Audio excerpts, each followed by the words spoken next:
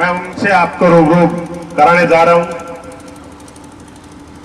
भाई नेत्रपाल तंवर जी, जिन्होंने गांव-गांव में जाकर के बहुत मेहनत इस कार्यक्रम के पीछे जिस व्यक्ति की है, मैं उन्हीं से कहूंगा कि आप आए और अपने विचार रखें। एक नई सोच के साथ समाज में आप गए हैं और समाज को मैं कहूं कि एकता के सूत्र में बांधने का आप काम भी कर रहे हैं, तो इसमें कोई दोहराई नहीं। भाई नेत्रपाल तंवर जी, प्लीज आप आए और अपने विचार भी रखें।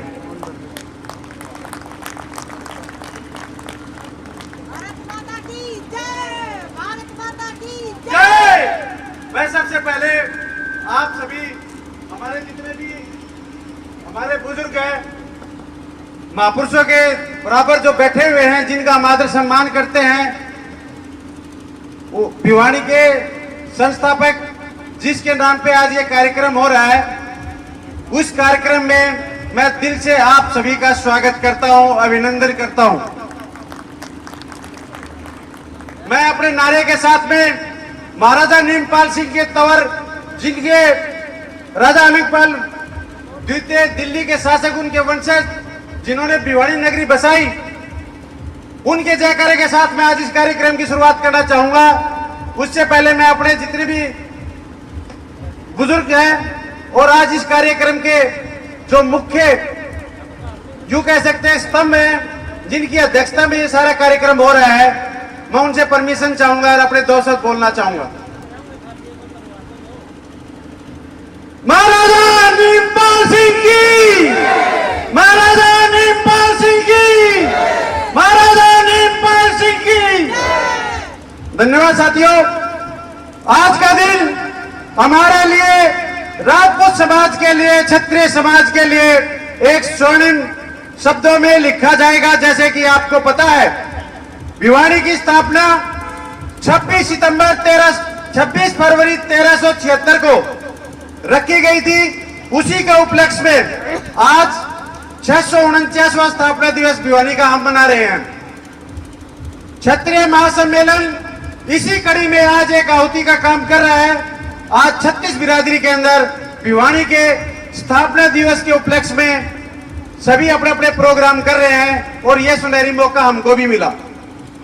मैं सभी क्षत्रिय बंधुओं से, अपने राजपूत समाज के जितने भी साथी हैं, जितने भी गांव हैं, जितने भी हमारी माताएं हैं, बहनें हैं, मैं उन सबसे चाहूंगा आज जिस मुद्दे के लिए आज हम क्षत्रिय महासम्मेलन कर रहे हैं, उसको थोड़ा सा ध्यान से सुने, ध्यान दें, अपने सुझाव दें और अपनी बात को रखें। ये महापंचायत, ये महासम्मेलन हमारे भाईचारे का है। क्षत्रिय समाज को एक नई परिपाटी की तरफ ले जाने के लिए कोशिश की जा रही है।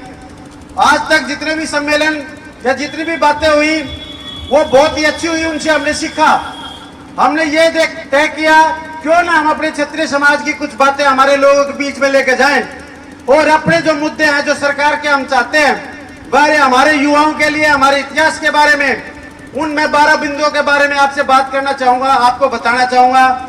आप ध्यान से सुने और इस कार्यक्रम की हम जो शुरुआत करने जा रहे हैं, हमारे जितने भी आने वाले वक्ता हैं, जो भी अपनी बात रखे, वो इस चीज को समझे कि हमारे समाज को क्या जरूरत है। आज हमारा समाज पिछले 75 सालों में शायद ऊपर गया है, नीचे गया है, हम खुद बैठ करके सोच सकते हैं। इसलिए आप सभी से निवेदन है, ये जो पॉइंट होंगे, 12 सूत्री कार्यक्रम होगा, जिसको ऊपर नीचे भी किया जा सकता है, कम ज्यादा भी किया जा सकता है।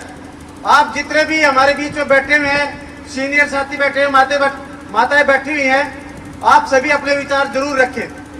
इनके साथ में मैं कुछ पॉइंट आप लोगों को बताना चाहूंगा ताकि आप सभी समझ सके आज के कार्यक्रम की धुरी क्या रहेगी।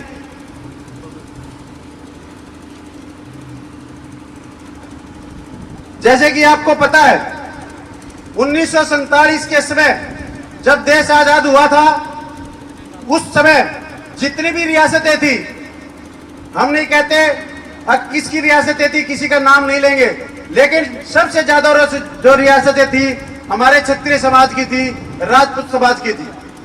हमने बिना ही देरी किए सरकार के एक इशारे पर हम देश को एक मानते हैं, देश सबसे बड़ा होता है।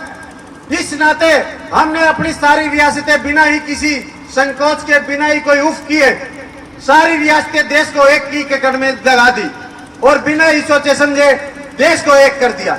ये हमारे पूर्वजों का देन है, हमें उनको नमन करना चाहिए, उनका स्वागत करना चाहिए, हमको उनका एहसान मानना चाहिए।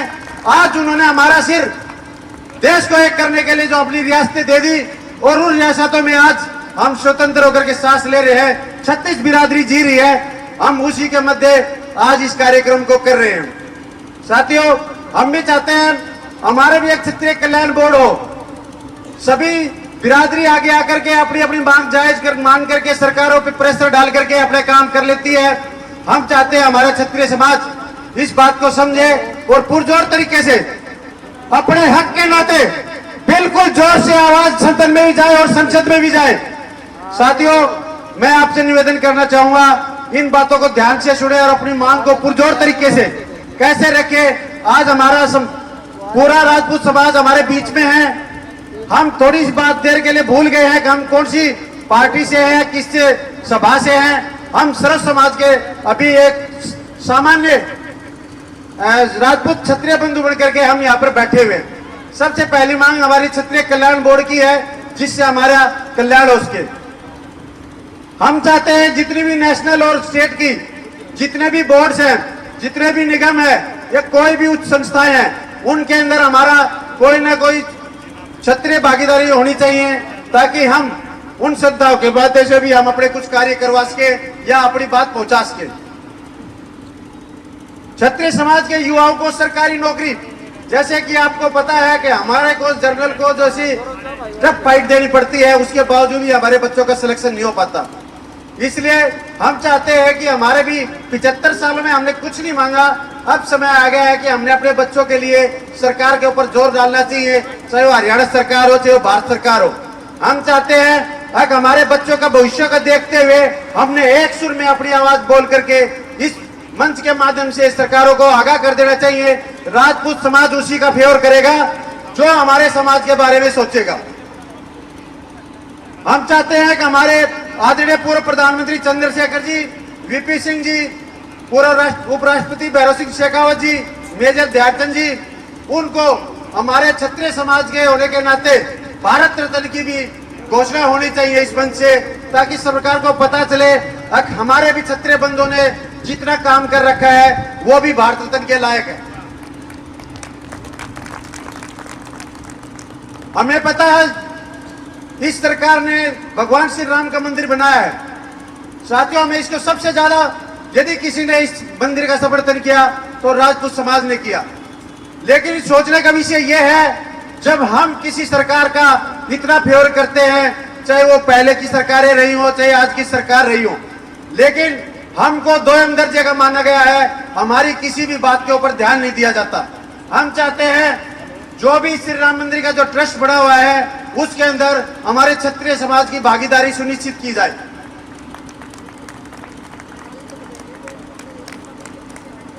मार्शल कौम के नाते आपको पता है जितनी भी डिफेंस है, पैरामिलिट्री फोर्सेस है, कैसी भी सिक्योरिटी संस्थाएं हैं, सबसे ज्यादा हम लोग भर्ती होते हैं।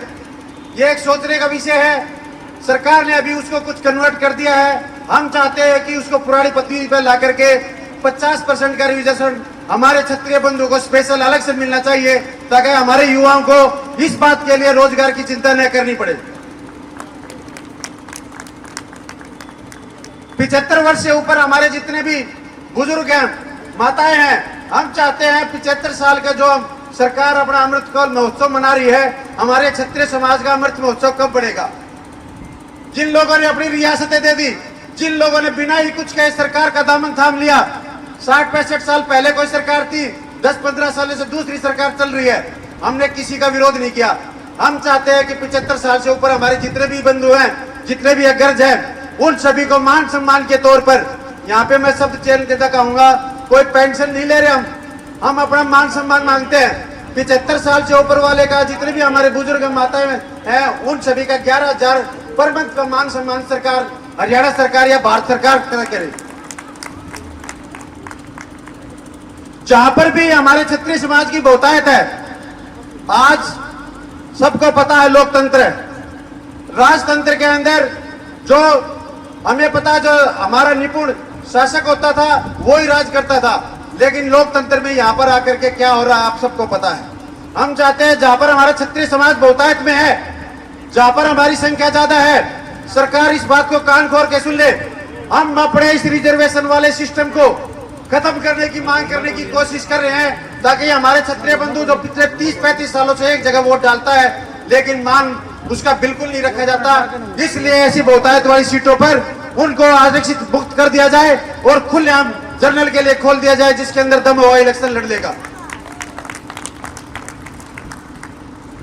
हम चाहते हैं क्षत्रिय ट्रिब्यूनल बोर्ड बने। हमारा इतिहास बचाने के लिए आज आप देख रहे हैं जगह जगह पर उनका कैसे अपमान किया जा रहा है हमारे महापुरुषों का। इसलिए हम चाहते हैं एक क्षत्रिय ट्रिब्यूनल बोर्ड बने जो कि फास्ट ट्रैक की तरह काम करे और हमारे समाज के अंदर जो हमारे महापुरुष है उनके साथ जैसे भी छेड़छाड़ होती हो, चाहे वीडियो के माध्यम से, नाटक के माध्यम से, बुक्स के माध्यम से या किसी भी दूसरे कास्ट के माध्यम से, हम यहाँ पर जातिवाद की बात नहीं कर रहे हैं। हम ऐसे कुछ षड्यंत्र कार्यों की बात करना चाहते हैं जो इस चीज को एक तूल देना चाहते हैं। इसलिए इन महापुरुषों का जहां पर भी अपमान किया जाए, हमारा ट्रिब्यूनल बोर्ड उसके स्वयं संज्ञान ले और सुप्रीम कोर्ट के अंदर उसकी डायरेक्ट हाजिरी लग करके उसको तुरंत प्रभाव से लागू किया जाए। जितनी भी सरकार की योजनाएं चल रही हैं, पहले जो योजनाएं चलाते थे वो अपने पूर्वजों के ऊपर चला देते थे। हम पिछली सरकारों का नाम ले तो शायद सारी योजनाएं उनके नाम से हैं। आज कोई सरकार चल रही है तो उन्होंने अपने अग्रज का नाम लिख करके योजनाएं चला दी हैं। ये देश हमारा भी है और पहले भी था, लेकिन हमारे किसी भी महापुरुष के नाम पे ऐसी कोई योजनाएं नहीं चलाई जाती जो भी सभी 36 बिरादरी के ऊपर लागू हो। इसलिए हमारी मांग रहेगी जितनी भी योजनाएं हो हमारे महापुरुषों के नाम पे चले, ताकि हमारे महापुरुषों को हम जिंदा रखें और उनके मान सम्मान के लिए बलिदान दिवस पे उनके सम्मान पे स्कूलों के अंदर कार्यक्रम हो। ऐसा प्रस्ताव हमारी आज राजपूत क्षत्रिय महासम्मेलन के अंदर इस तरह की घोषणा हो। हमारी एक सामाजिक मांग है क्षत्रिय समाज के लिए।